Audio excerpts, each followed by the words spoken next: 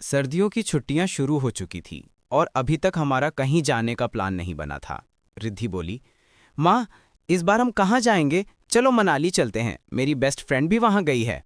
उसकी माँ सीमा ने कहा, बेटा मनाली जाने का अभी बजट नहीं है, बहुत खर्चा हो जाएगा। एक काम करते हैं, हम लोग विंटर फेस्टिवल देखने चलते हैं। नहीं माँ, विंटर फेस्टिवल तो एक दिन में घूम कर आ जाएंगे, मुझे तो कुछ दिनों के लिए कहीं बाहर जाना है। सीमा मुस्कुराई, ठीक है, तो चलो अपने गांव चलते हैं, तुम्हारे दादा दादी के घर। वहां तुम कई दिनों तक रहकर खूब मस्ती करोगी। रिद्धि बोली, हाँ माँ, मैं तो कभी उनके घर नहीं गई। दादी ने कहा था कि जब मैं आऊंगी तो मुझे ढेर सारी टॉफियां देंगी। सीमा जब फोन उठाकर अपनी माँ को कॉल करने लगी, तभी उसके भाई विकास का फोन आ गया। कैसी है मेरी बहना? ठीक हो भैया, आप कैसे हैं? अरे अभी अजय और नीरा का फोन आया था, सभी ने प्लान बनाया है कि सर्दियों की छुट्टियों में बच्चों को लेकर गांव चलते हैं। दादा दादी को देखे बहुत समय हो गया। अरे वाह भैया, हमारा भी अभी यही प्लान बना है। विकास ने फोन रखकर गांव में अपने माता पिता गोपीनाथ और शांति को कॉल लगाया। ये सुनकर दोनों खुश हो गए। अरे वाह, हमारे घर में फिर से चहल पहल शुरू होगी। हमारे सारे बच्चे और पोते पोतियां आने वाले हैं। शांति बोली, अरे गोपी, हमें कितनी तैयारियां करनी होंगी? बड़ा घर खुलवा दूं? गोपीनाथ ने कहा, हम दोनों तो इस एक कमरे में रह लेते हैं, पर बच्चे? शांति ने हंसकर कहा, नहीं, सब इसी एक कमरे में रहेंगे, मजा आएगा। मेरे पांचों बच्चों ने अपना पूरा बचपन इसी कमरे में बिताया है। गोपीनाथ बाजार गया और ढेर सारी मूंगफली, गजक और तिल के लड्डू लेकर आया।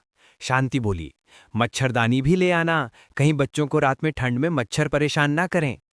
वो खुद नए गद्दे और रजाइयां तैयार करने में जुट गई। अगले हफ्ते पांचों परिवार ट्रेन में बैठकर गांव पहुंचे।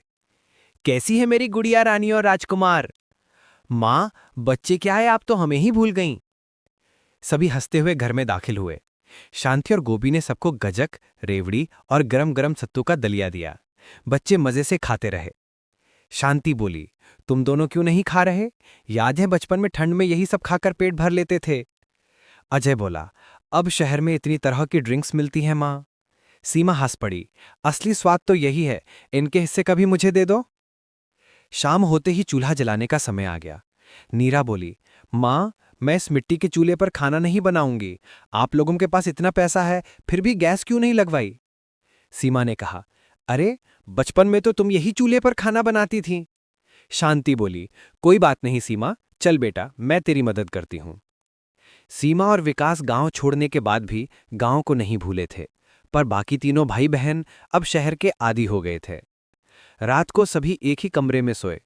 अजय बोला, क्या मुसीबत है, इतनी ठंड, इतनी भीड़, घर खुलवा देती तो क्या बात बिगड़ जाती? विकास बोला, मुझे तो मजा आ रहा है, बिल्कुल बचपन जैसा। अगले सुबह सारे बच्चे जल्दी उठकर दादा के साथ गेहूं और सरसों के खेतों में गए। दादाजी दादाजी, हमने कितनी सरसों तोड़ी। अब नहर चलो ना दादाजी, ठंड का पानी बहुत मजा देगा। गोपीनाथ बच्चों को लेकर नहर पर गया। बच्चे नहर के ठंडे पानी में खेलते रहे, कागज की नावें बनाते रहे।